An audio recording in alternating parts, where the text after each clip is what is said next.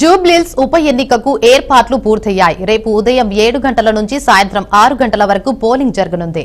జూబ్లీహిల్స్ నియోజకవర్గంలో మొత్తం 4,13,65 మంది ఓటర్లు ఉన్నారు. 58 మంది అభ్యర్థులు ఎన్నికల బరిలో ఉన్నారు.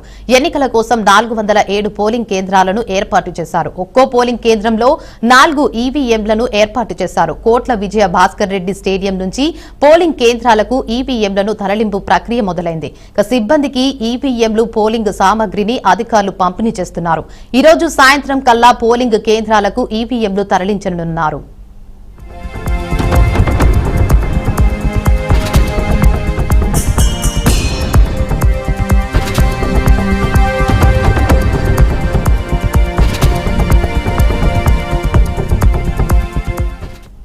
ఇక 3,000 మంది పోలింగ్ సిబ్బంది, 2,000 మంది పోలీసులతో కలిపి మొత్తం 5,000 మంది పోలీసులు జూబ్లీహిల్స్ ఉప ఎన్నిక విధుల్లో ఉన్నారు. మొత్తం 407 పోలింగ్ కేంద్రాల్లో 226 సమస్యాత్మక పోలింగ్ కేంద్రాలుగా గుర్తించారు. ఆయా ప్రాంతాల్లో 144 సెక్షన్ విధించారు.